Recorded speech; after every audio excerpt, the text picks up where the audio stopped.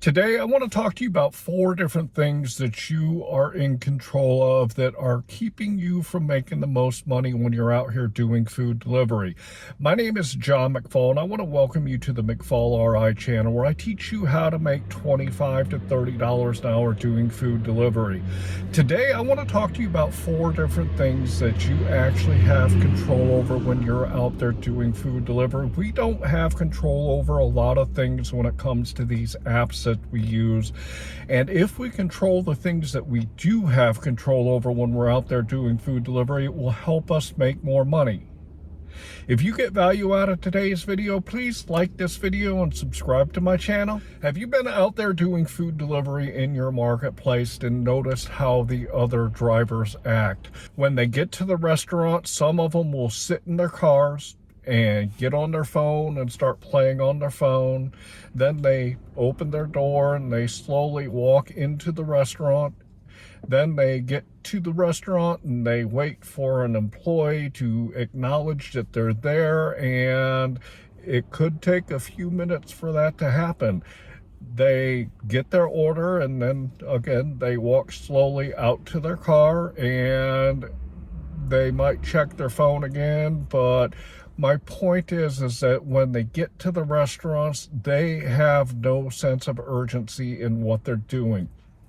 If you get in your car and you take an order and you get to the restaurant quickly, you don't waste time on your phone or doing something else in your car, you go right into the restaurant, you go right up to the counter, you get somebody's attention, you get your order, you get back out to your car, guess what happens? You're not wasting as much time as that person that's taking their time when you're out there doing food delivery. And it might not seem like a big deal, but if you're in and out of that place 5 minutes sooner than somebody else, let's say you do 10 deliveries this way, that's an extra 50 minutes of time that you can have to do more orders. And in 50 minutes, you can do 3 or 4 more orders than that person that's very lethargic and not urgent at all. So when you're out there doing food delivery, get some urgency about what you're doing so that you can make better money. The second thing I want to talk to you about is how well do you know your marketplace? And what I mean by this is when I'm down, especially in Fort Wayne, that's a really big marketplace. There's a lot of different roads. There's a lot of traffic out there. And when I go to pick up orders and when I go to deliver orders, I don't always use what Apple Maps or Google Maps sends me to get from point A to point B, because I know my marketplace really well. And because I know my marketplace, I know shortcuts, I know where the traffic is heavy, and I know where I shouldn't go if I don't want to waste time. When you get into your marketplace, you really should know the roads and the traffic, and based on the time of day, especially dinner rush, there's a ton of traffic. Lunch rush, there can be traffic. Early morning, there can be traffic, people going to and from work. So make sure that you know your marketplace well when it comes to your roads and navigating it, so that you can go the quickest way from point A to point B. And this can save you a whole lot of time. Right on the middle of my marketplace is a large mall, and there's a whole bunch of small shortcuts that I can take to get away from the cram roads that go around it full of people that get me in and out of the restaurants in that area really quickly. So make sure you take the time to know and understand your marketplace really well, so you know where your shortcuts are, so you don't waste as much time. The third thing is something that not a lot of people think about when they're out doing food delivery. How many times have you been out there working and you see some people in your marketplace doing food delivery and they're literally in their pajamas, in flip-flops, they look disheveled, they don't look professional at all, and this really can impact how they do on food delivery.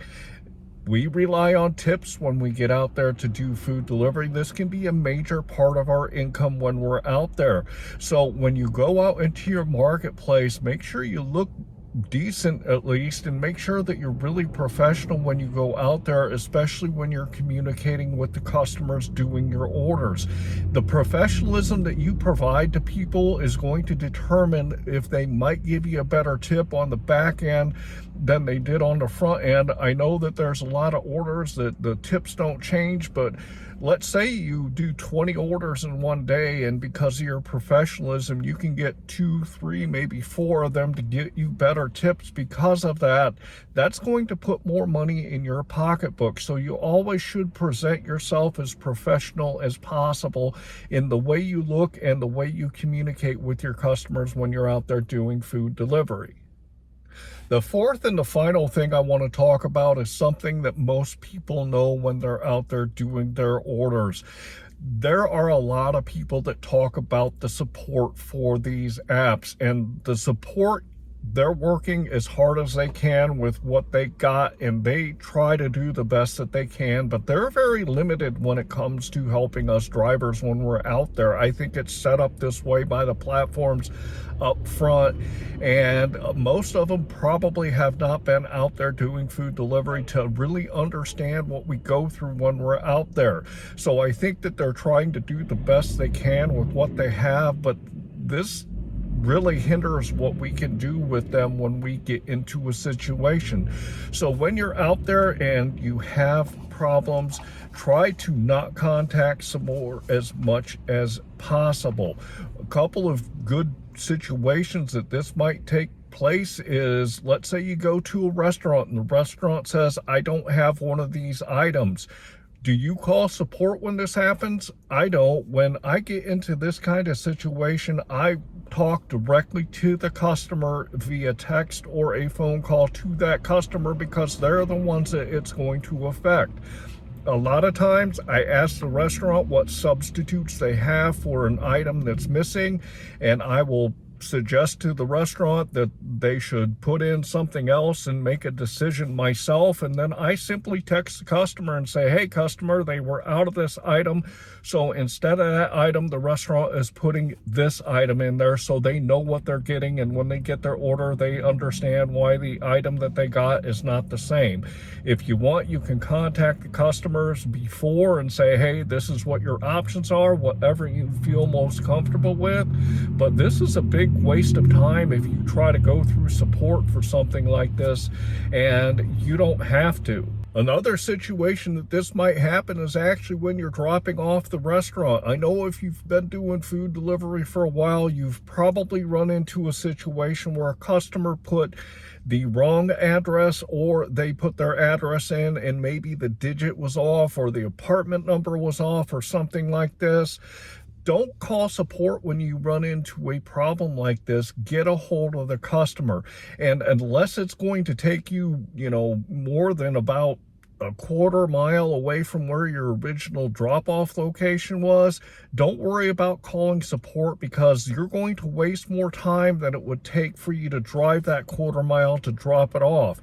If they put the wrong apartment or one of the digits is wrong on the address, they can tell you, hey, I'm right next door to that house. I'm sorry, I put the incorrect address, and you can just walk next door and drop it off, or go to a different apartment. My point is don't contact support on simple things that you can handle directly with the customer, so you're not wasting time, which you always do when you contact support. And this is going to help you save a bunch of time. So I hope that these 4 things helped you out today and is going to help you earn a little bit more money out there.